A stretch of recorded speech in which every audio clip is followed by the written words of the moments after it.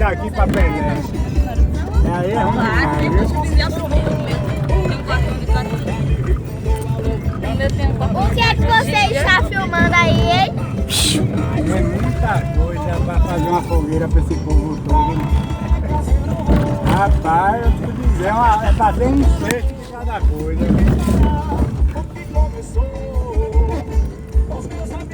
Se eu fizer uma fogueira aí, eu tenho que comprar um cesto. Cesto de laranja. Você tá vendo que não tem tanta coisa assim na fogueira? Não, mas pra sobrar. Porque senão não sobra. Porque ali é pra você ter e ter dentro de casa pra no forno não levar, botar uma quantidade de comer, né? E deixar outra sobrando dentro de casa. Porque a pessoa, esse tanto de gente, tanto come como põe pra levar.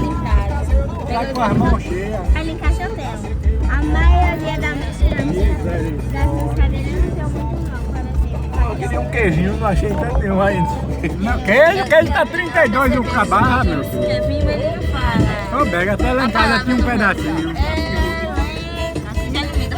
E na expectativa de comer um queijinho aí, não comi queijo nenhum. Não, eu não vi não. Primeiro amigo, tá caro.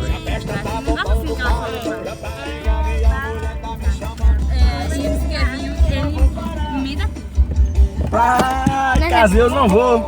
Como é que é? Eu não vou parar. Nada ali.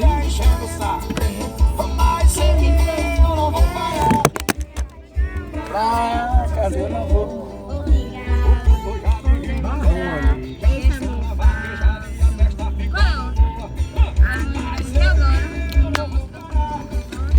Bebi a luz.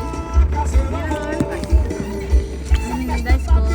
É uma escola, sabe, mais. Isso é que teve que barrou ali. É aqui, é? Tem outra aí,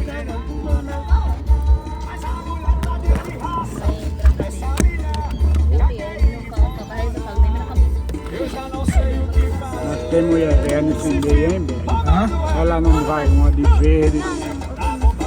Olha o Rogério com as mulheres. Vai descer, pai? Vamos descer. Vai lá no lugar. Vamos descer. Já vamos descer aqui?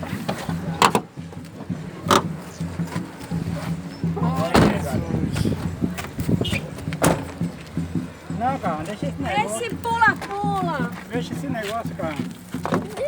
Não.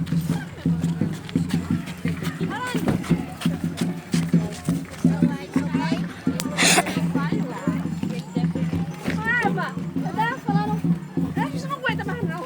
Ela não aguenta mesmo. Eu tava dizendo a mesma coisa nas cantas. Diz oi, prima bonita. Eu já fui lá também, foi um pouquinho. Oi. Ah, Dá pra sair aí, né?